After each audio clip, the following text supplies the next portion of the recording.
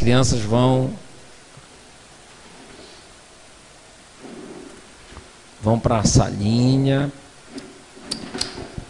em nome de Jesus. Glória a Deus.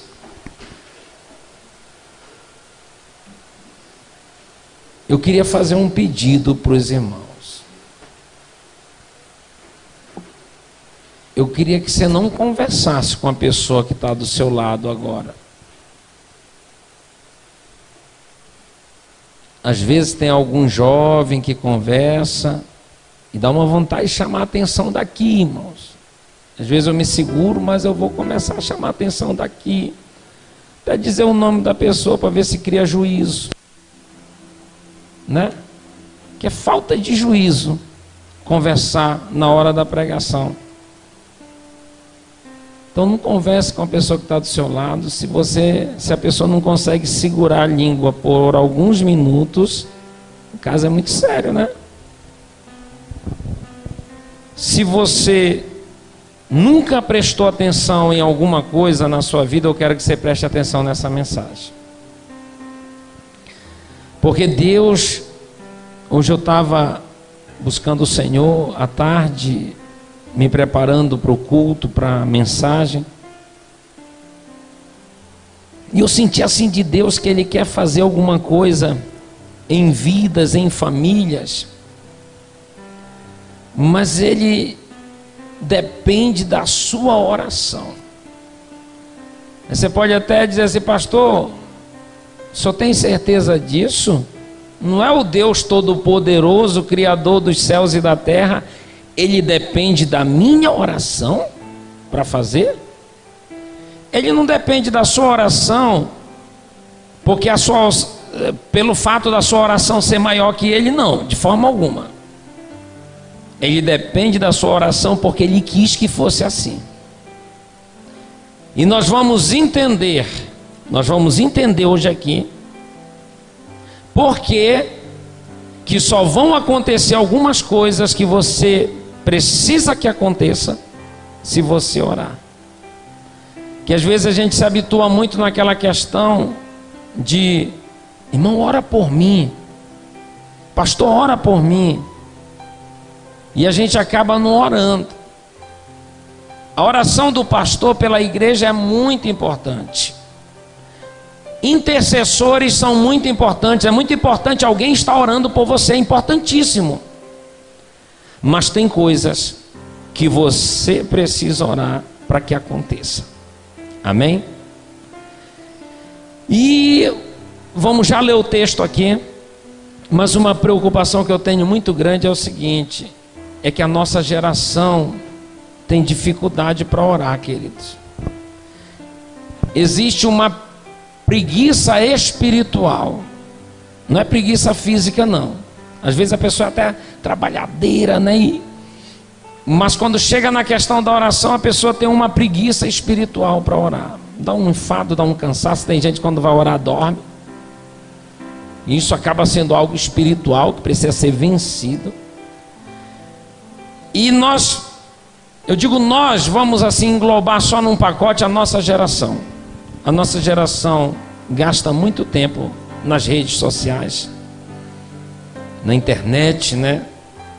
E gasta quase nada de tempo na presença de Deus. Olhe para cá. Gasta muito tempo nas redes sociais e quase nada de tempo na presença de Deus. Nós temos liberdade para orar, queridos. Nós não vivemos num país onde nós somos proibidos de orar. E mesmo com toda a liberdade que nós temos, nós não oramos como deveríamos. No capítulo 6 de Daniel, essa você ainda não abre, eu vou dizer daqui a pouco as referências que eu quero ler com você, mas se quiser ler em casa, o capítulo 6 de Daniel, aconteceu um fato. O império da Babilônia já tinha caído. Agora o que estava no auge era o império Medo-Persa. Quem estava governando era o rei Dário da Média, porque o império Medo-Persa era uma união da Média com a Pérsia. Então quem estava governando era o rei Dário, ou Dario, como você queira. E Daniel estava na Babilônia, porque ele tinha sido levado cativo na época do rei Nabucodonosor, quando era o Império Babilônico. O Império Babilônico caiu, mas Daniel continuou lá, na Babilônia. E ele foi levado cativo com mais outros judeus para lá, e Daniel se destacou muito na Babilônia, ele se tornou até prefeito, governador. E um dos diferenciais de Daniel, que fez com que ele prosperasse na Babilônia, era que Daniel orava muito. E ele não se misturou com o pecado da Babilônia, ele buscava a Deus. E ele tinha o hábito de orar 3 vezes ao dia, de manhã, ao meio-dia e à tardezinha. Ele orava 3 vezes ao dia. E ele tinha uns inimigos no reino. Você sabe que por trás de cada pessoa que se levanta contra nós existe uma força espiritual. O mundo físico, ele é impulsionado pelo mundo espiritual. Se você é uma pessoa que ama, que ajuda, que evangeliza, você está sendo impulsionado pelo Espírito Santo. Se você é uma pessoa que briga com todo mundo, você está sendo impulsionado por uma força negativa. Então, por trás disso existe uma força espiritual para te influenciar. Então, às vezes alguém se levanta contra você e você acaba ficando com raiva daquela pessoa. Não fique com raiva dessa pessoa, fique com raiva do demônio que está impulsionando ela a se levantar contra você. Você está entendendo? Diga amém. Então levantaram-se ali uns inimigos de Daniel, porque Daniel era uma pessoa muito influente na Babilônia.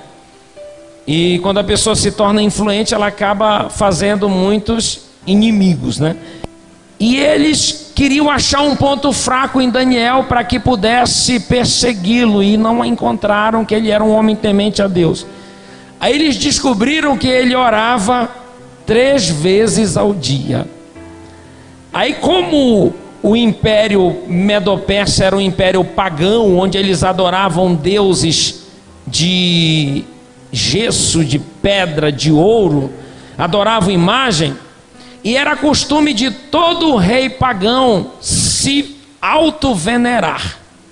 Todo rei queria ser adorado como Deus, era um hábito, um costume da época. Aí esses inimigos de Daniel chegaram com o rei Dario e disseram: ó rei, nós queremos que o senhor faça um decreto, que dentro de X dias ninguém ore a outro Deus, ninguém adore outro Deus a não ser o Senhor, adorar o rei. Aí o rei achou legal aquilo, né? Egocêntrico, queria o louvor para ele, fez o decreto: qualquer pessoa que fosse pega orando para outro Deus e não para o rei, naquele período, seria lançado na cova dos leões. Aí eu pergunto: Daniel parou de orar? Hoje a gente não ora nem com liberdade, queridos. Se baixasse um decreto no Brasil proibindo os crentes de orar, eu tenho certeza que muitos crentes iam gostar, porque eles iam ter uma desculpa para dizer: não, eu não oro porque é proibido, eu não oro porque eu posso ser preso se eu orar. Sim ou não, queridos? Então, mas Daniel continuou orando. Eu não quero falar sobre Daniel, mas ele continuou, ele não mudou a rotina dele, ele continuou orando de manhã, meio-dia e à tardezinha. E eles conseguiram encontrar Daniel orando, denunciaram para o rei. Daniel foi parar na cova dos leões, o Senhor salvou Daniel. Daniel saiu de lá intacto, são e salvo, porque ele orava. Mas não é sobre Daniel que eu quero pregar. Eu só quero te mostrar que um homem que orava, que amava a Deus, ele foi proibido de orar, e mesmo assim ele continuou orando. Nós temos liberdade para orar e às vezes não oramos. E tem coisas que só vão acontecer se nós orarmos. Só vai acontecer na nossa família se nós orarmos, se nós jejuarmos, se nós buscarmos o Senhor. Abra sua Bíblia em 2 Crônicas, capítulo 7. A partir de agora nós vamos entender por que nós precisamos orar. Porque coisas não vão acontecer se nós não orarmos. Talvez aquele teu emprego que você sonha está dependendo de você orar. Talvez a salvação do teu filho está dependendo de você orar. Talvez a salvação da tua casa, talvez a cura de alguma enfermidade está dependendo de você orar. Deus quer ouvir a sua oração, amém? 2 Crônicas 7. Vamos ler a partir do versículo 12. 2 Crônicas 7, 12. Quem está com a Bíblia aberta, diga amém. Está escrito assim, 2 Crônicas 7, 12. A partir do 12, né? E o Senhor apareceu de noite a Salomão e disse-lhe: ouvi a tua oração e escolhi para mim este lugar para a casa de sacrifício.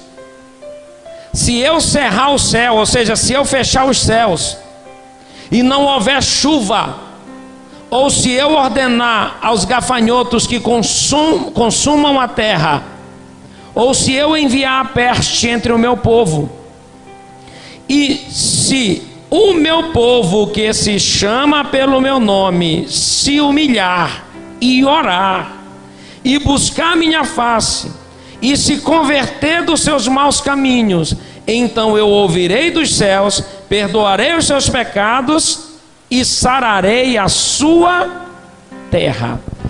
Olhe para cá agora, deixa a Bíblia aí que nós vamos ler ela de novo. Isso aconteceu quando Salomão tinha acabado de construir o templo. O templo era um lugar de adoração, um lugar de oração naquela época. E quando Salomão acabou de construir o templo, que estava nos preparativos de inauguração, aquela coisa toda, Deus apareceu para Salomão.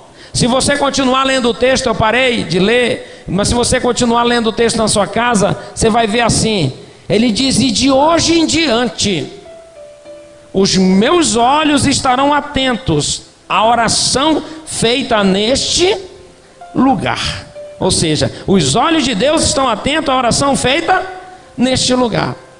Queridos, aí Deus aparece para Salomão e diz assim, depois que ele tinha acabado de construir o templo para a oração, ele diz assim: se eu fechar os céus e não permitir que chova sobre a terra, ou se eu enviar uma praga de gafanhotos que consuma a lavoura de vocês, ou se eu permitir que venha praga entre o meu povo, se o meu povo, que se chama pelo meu nome, se humilhar, orar e buscar a minha face, se arrepender dos seus pecados, se converter dos seus maus caminhos, eu ouvirei do céu, perdoarei os seus pecados e sararei a sua terra, curarei, farei um milagre na sua terra, amém? Por algum motivo, queridos, Deus permite que às vezes o céu se feche e não chova. Ele tem os motivos dele. A maldade do homem faz isso. Um exemplo bem prático: qual é a região do Brasil mais idólatra que tem? A região mais idólatra mesmo, o sertão nordestino. São devotos de Padre Cícero, né? Então, eles adoram Padre Cícero ali. E é uma região carente de chuva, uma região seca, sertão nordestino, porque o povo não está orando como deveria para o Deus dos céus, para o nosso Deus Todo-Poderoso, amém? Uma cidade muito violenta, uma cidade que tem sofrido muito nos últimos anos, Belém do Pará. Eles são devotos daquela imagem de escultura de Nazaré. Faz aquele círio que vem gente de todo canto para adorar aquela imagem de escultura, e eles não estão orando para o Deus do céu. Tem igreja lá orando? Tem, mas a maioria do povo tem se corrompido. Aí o que acontece? Por esses motivos, região onde se pratica muita coisa ruim, no sentido de umbanda, de macumba, de feitiçaria, de idolatria, África, região sofrida. Então existem alguns motivos que fazem com que Deus faça com que o céu se feche e a chuva não caia. Existem alguns motivos que às vezes Ele permite que o gafanhoto venha devorar a lavoura. Existem motivos às vezes que Ele permite que venha a peste, a praga. Mas Ele está dizendo assim: se o meu povo se humilhar e orar, se o meu povo se humilhar e orar, ou seja, a praga vem, a dificuldade vem. Nós estamos passando por uma crise no Brasil, queridos. Nós estamos passando por uma grande crise no estado do Tocantins. Crise política, crise econômica. Nós estamos passando por uma grande crise na nossa cidade, crise de emprego, crise de todo tipo na nossa cidade. Aí, quantas vezes nós largamos a internet, nós largamos as redes sociais, dobramos os nossos joelhos e fomos orar pelo nosso Brasil, fomos orar pelo nosso Tocantins, fomos orar pela nossa Xambioá. Às vezes nós abrimos a boca para criticar o governo, para criticar os governantes, mas nós não oramos. E Deus está dizendo: se o meu povo se humilhar e orar. Pastor, mas tem mais. Diz assim que também se ele se arrepender dos seus maus caminhos, dos seus pecados, aí que Deus vai ouvir e vai sarar a terra. Queridos, quem começa a orar vai se arrepender. Porque quem ora não consegue ficar na prática do pecado, queridos. Quem ora não consegue ficar com o pecado incubado. Quem ora é chamado a atenção por Deus. Nós estamos orando e Deus traz à nossa memória algo que não está bem. Você que ora sabe do que eu estou falando. Você está orando ali, Deus te sacode, Deus te chama a atenção. Então tem coisas, queridos, que só vão acontecer se nós orarmos, se nós tirarmos um tempo para buscar a presença de Deus. Deus está dizendo assim: olha, vai vir a praga, vai vir a peste, mas se o meu povo orar. Deus não está dizendo assim: olha, a praga vai vir, a peste vai vir e eu vou tirar a praga e a peste. Não. Deus está dizendo assim: se o meu povo orar, se o meu povo se humilhar, se o meu povo buscar a minha presença, se arrepender dos seus maus caminhos, eu ouvirei do céu. Às vezes a terra está ferida por causa das nossas atitudes, querido. A terra é ferida por causa da nossa falta de fé, por causa da nossa incredulidade, às vezes por causa do nosso mau testemunho. Às vezes nós somos crentes, mas nós não damos testemunho lá fora como deveria. Isso pode atrair algum tipo de maldição sobre a nossa cidade, mas se nós orarmos, se nós nos humilharmos, Deus ouve no céu e começa a sarar a nossa terra. Você crê? Diga glória a Deus, amém? Existem coisas que Deus só vai fazer se você orar. Quer mais? Salmo 115, para você ver como a nossa oração é muito importante. O porquê disso, me perdoe, para ficar melhor, Gênesis primeiro, que o Salmo 115 faz parte disso que eu quero te falar, mas Gênesis te dá uma ideia inicial, depois o Salmo 115 continua. Gênesis capítulo 1, o primeiro capítulo de Gênesis. Gênesis capítulo 1, versículo 26 a seguir. Os que estão em Gênesis capítulo 1, que é o livro mais fácil de achar, versículo 26 a seguir, diga amém. Vamos ler. Está escrito assim: e disse Deus: façamos o homem à nossa imagem, conforme a nossa semelhança, e domine sobre os peixes do mar, sobre as aves do céu, sobre o gado, e sobre toda a terra, e sobre todo réptil que se move sobre a terra. E criou Deus o homem à sua imagem, a imagem de Deus o criou, macho e fêmea os criou. E Deus os abençoou e disse: frutificai, multiplicai-vos e enchei a terra, sujeitai-a, dominai-a, dominai sobre os peixes do mar, sobre as aves do céu e sobre todo animal que se move sobre a... Então o que é que Deus fez aqui? Por que que tem coisas que só vão acontecer se a gente orar? Deus fez a terra para quem, queridos? Para quem que Deus fez a terra? Para o homem. Ele entregou a terra para quem? Para quem ele entregou a terra? Para o homem. Deus fez, olha, façamos o homem a nossa imagem conforme a nossa semelhança, e domine ele sobre os peixes do mar, sobre as aves do céu, sobre todo animal que se move. Deus entregou o domínio da terra para o homem. Deus entregou a administração da terra para o homem. Então, num exemplo bem prático aqui, eu entrego os jovens para o presbítero Bruno liderar. Aí alguns jovens chegam comigo e dizem: pastor, eu quero fazer tal coisa assim, assim, assim.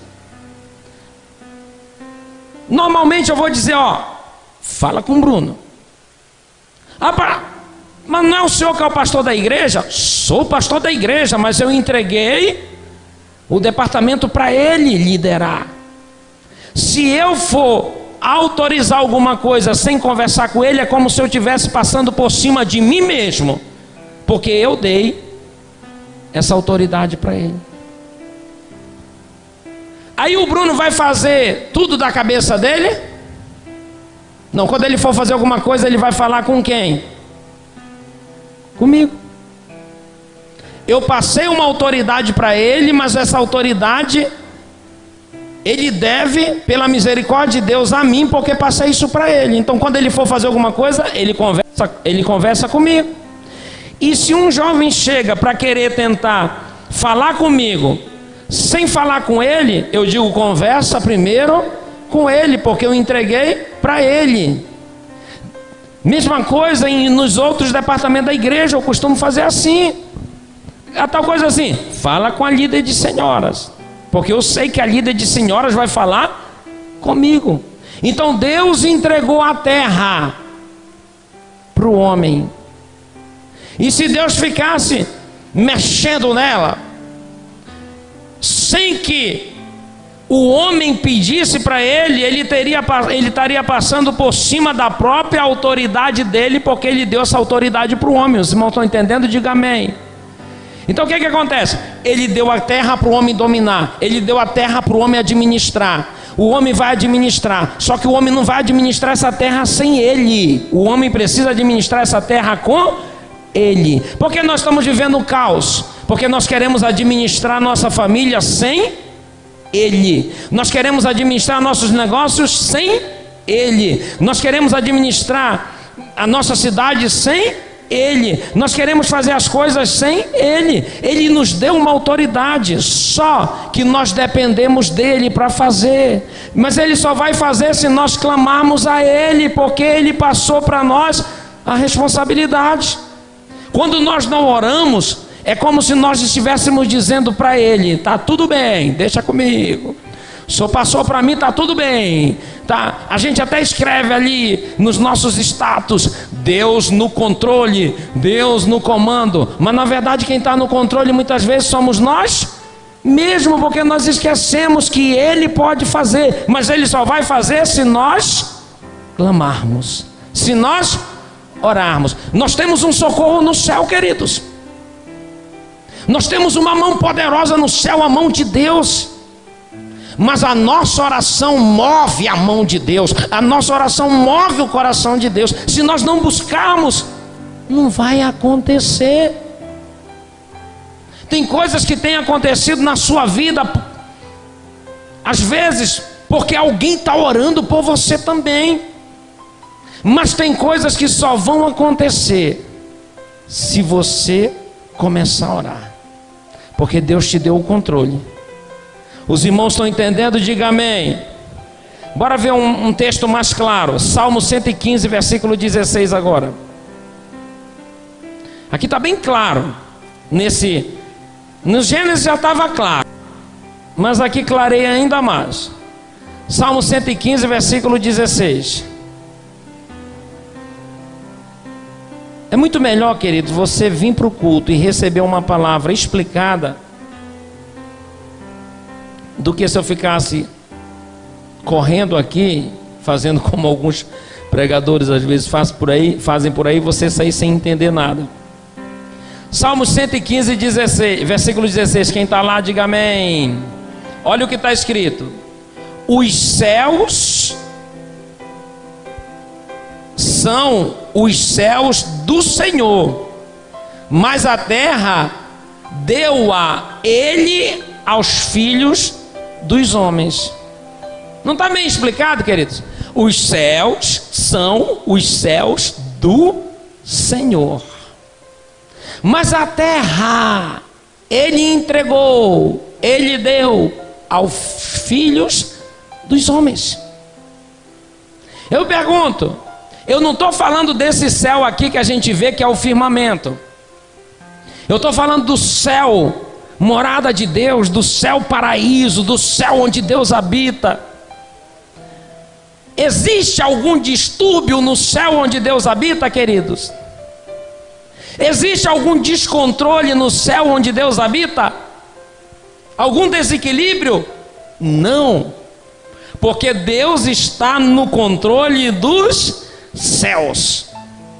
Só que a Bíblia diz que a terra Ele entregou aos homens, Ele deu para nós, Ele deu para a gente administrar, Ele deu para a gente cuidar dela. É o que eu falei para vocês: se Ele entregou para nós, a responsabilidade é nossa, a responsabilidade da sua família é sua, a responsabilidade do seu casamento é sua. Pode até alguém orar por você, que é lindo, intercessão, alguém orando pelo outro, é muito lindo. Mas tem coisas que você vai precisar orar, você vai precisar clamar, você vai precisar pedir, porque Deus entregou para você, está no seu domínio, está no seu controle. E Ele não vai fazer se você não clamar. É ética divina, é uma coisa que Ele próprio criou. Isso não diminui Deus não, queridos. Alguém pode dizer: não, pastor Danúbio, está errado isso aí, Deus é Deus Todo-Poderoso, e aí Ele vai precisar de mim para fazer alguma coisa? Não é que Ele precise de mim para fazer alguma coisa, é que Ele me entregou um domínio. E quem vai dizer para Ele se precisa de mudança sou eu. Eu que estou vivendo a minha vida, você que está vivendo a sua vida. Se está legal, amém. Mas se não está legal, quem vai dizer para Ele que não está legal somos nós, é você que vai cair de joelho no chão, tacar o rosto no pó e chorar e dizer: Senhor, não está bem, eu preciso de um milagre no meu casamento, na minha casa, na minha família, eu preciso de um emprego, Senhor. É você clamar. Se o meu povo orar, se o meu povo me buscar, Deus vai fazer. Quem ora aqui sabe, quando você está orando, apesar de ter guerra, porque existe guerra, como diz o pastor Luciano Subirá, ele diz assim que a oração, porque às vezes a gente pensa que a oração é uma arma. A oração não é arma, a oração é a própria guerra, ele diz. Porque você pode ver lá em Efésios capítulo 6, a partir do versículo 10, quando o Senhor lista as armaduras: espada do Espírito, escudo da fé, capacete da salvação, pés calçados com o evangelho da preparação da paz. Enfim, ele lista as armaduras. Ele não fala sobre oração quando ele está falando das armas.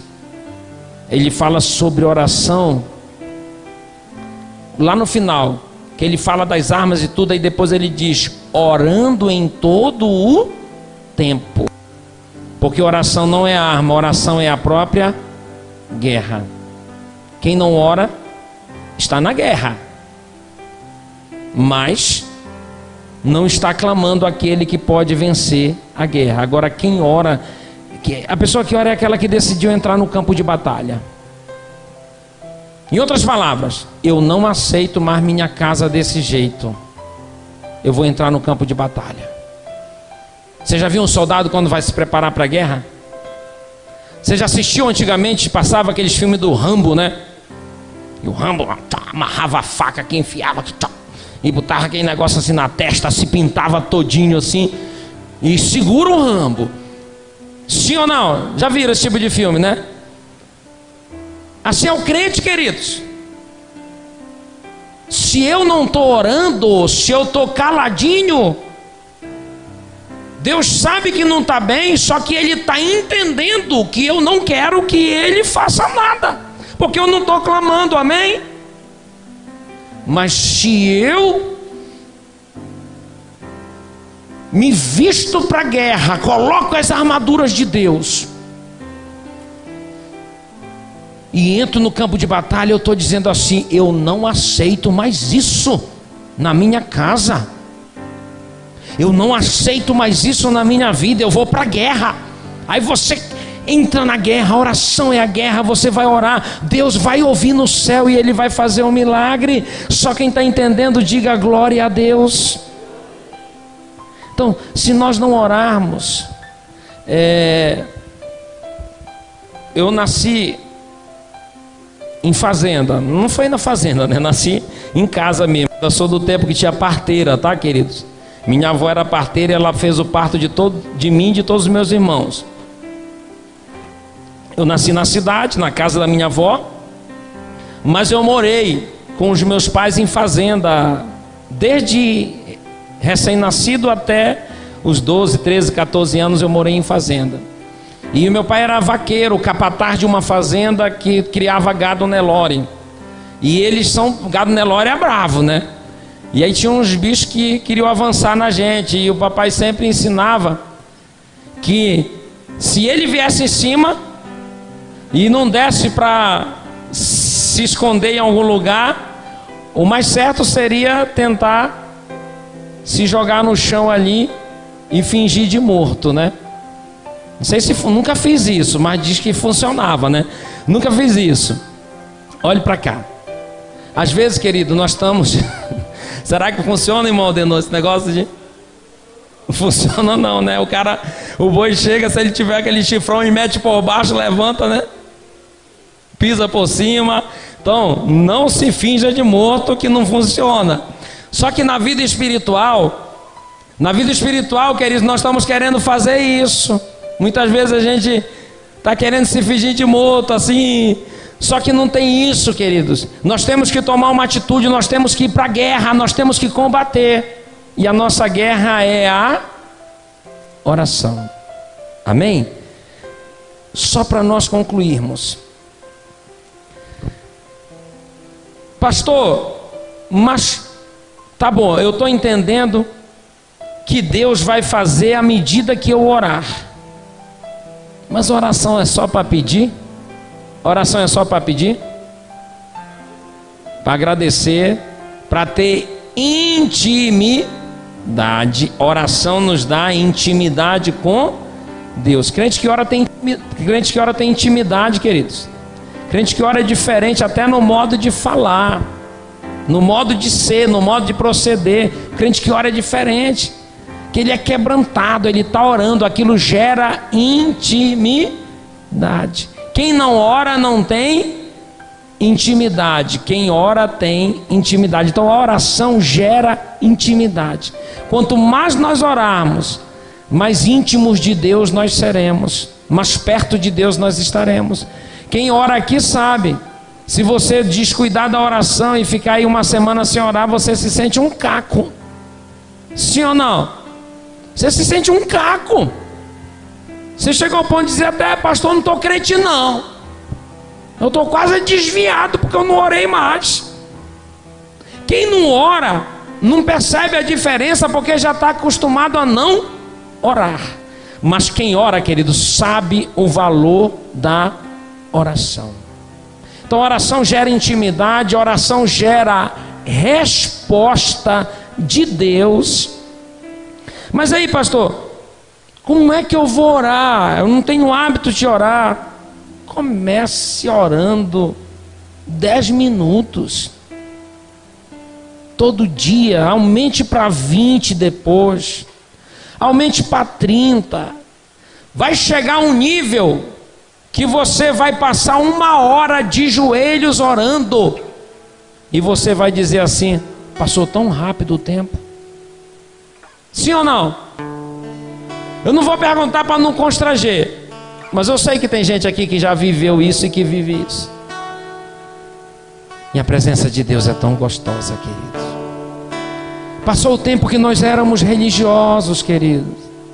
Passou o tempo que nós nos benzíamos em frente de uma imagem que tem boca, mas não fala, que tem olhos, mas não vê, que tem ouvido, mas não ouve, que as mãos não apalpam, que os pés não andam. Passou esse tempo. Hoje nós servimos um Deus vivo e verdadeiro, que ouve.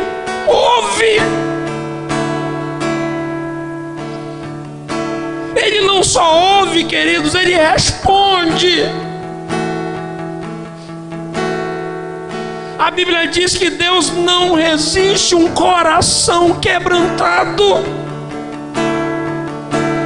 Deus não resiste alguém que entra na sua presença e chora.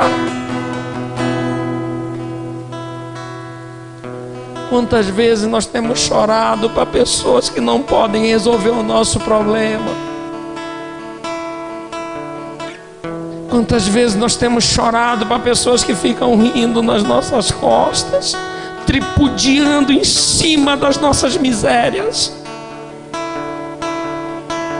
Mas Ele não vai rir de você. Ele vai entender você.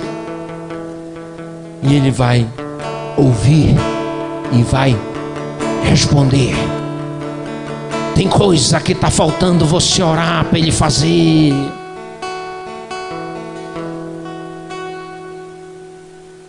A palavra de Deus diz: até agora vocês não me pediram nada. Pedi? O Senhor Jesus falando isso: até agora vocês não pediram nada. Pedi e dá-se-vos a. Batei e abri-se-vos a porta. Porque o que pede recebe, o que busca encontra, e o que bate a porta se abre. Muitas vezes está faltando a gente orar. Por que um crente vai se afastando da igreja? Porque ele para de orar, ou talvez nunca orou, aceitou Jesus. Eu vejo, queridos, às vezes na oração aqui, meu coração corta, sabe? Eu vejo os irmãos orando, eu vejo às vezes crente sentadão assim, sabe? Os irmãos orando e crente sentadão. Não tem intimidade. Só falta deitar porque já caiu faz tempo. Amém? Se você orar, as coisas vão começar a mudar. Quem ora tem problema? Quem ora tem problema? Tem. Só que tem intimidade com aquele que pode resolver o problema. Fica de pé em nome de Jesus. Ele entregou a terra para nós, queridos. Ele entregou a sua família para você. Eu preguei aqui, se não me engano, na sexta-feira anterior a essa que passou. Eu preguei aqui sobre a nossa responsabilidade de cuidar de nós mesmos. Quem lembra da mensagem? Eu até disse, nós temos compromissos de cuidar de outras pessoas, mas nossa maior responsabilidade somos nós mesmos. A primeira pessoa que você tem que cuidar é de você. Cuidar da sua saúde, cuidar da sua vida espiritual, cuidar da sua salvação. A primeira pessoa que você tem que cuidar é de você. Eu preguei domingo passado aqui sobre o lugar de decepção. Quem lembra? Que eu preguei aqui sobre o lugar de decepção. No lugar de frustração, no lugar de decepção, é o lugar que existe tesouros escondidos. Por quê? Porque a gente está decepcionado, frustrado, quase entrando em depressão. E a gente lembra de quem? Dele. Aí a gente começa a orar e nós vamos encontrar tesouros escondidos. O lugar de frustrações, de decepção, é um lugar que tem tesouros escondidos, porque a gente começa, quando está tudo bem, o sucesso nos embriaga. tá tudo bem e tal. Sucesso nos embriaga. Mas a decepção, o fracasso, nos faz pensar, nos faz refletir sobre a nossa vida. Então, você tem a obrigação de cuidar de você. O lugar de decepção é um lugar que existe tesouros escondidos. E hoje Deus está esperando você orar para Ele fazer algumas coisas. Pastor, mas eu estou orando quando eu acordo, eu digo: Senhor, obrigado pela noite, obrigado, e abençoe esse dia. Aí, pastor, chega na hora do café, eu oro pelo café. Chega na hora do almoço, eu oro pelo almoço, eu oro pela janta. Antes de dormir, Senhor, eu dou uma ajoelhadazinha, né? Como diz o meu sogro. Meu sogro diz que tem crente que nem para ajoelhar para orar direito, ele ajoelha. Ele ora assim como quem vai dar um tiro, né? Vai engatilhar uma espingarda, né? Ele põe um pé assim, outro assim, né? Ele já ora assim, porque ele quer orar bem rapidinho, né? Então, eu oro antes de dormir, eu dou uma ajoelhada rapidinho ali, digo: não é isso não. Deus quer ter tempo com você. Deus quer que você passe tempo na presença dele. Ele vai fazer, querido. Pastor, não está acontecendo. Vai acontecer se nós orarmos, se nós buscarmos. Eu sei que vai acontecer. O nosso lema aqui é conectar, crescer e servir. O presbítero Bruno com os jovens estão fazendo um trabalho que o nome é Conectados na Missão. Nós somos missão do Pará. Conectados é quem está orando, está conectado na missão, está crescendo e está servindo. À medida que você orar, você vai servir melhor, as coisas vão acontecer, você vai se tornar um grande vencedor em Cristo Jesus nosso Senhor. Amém?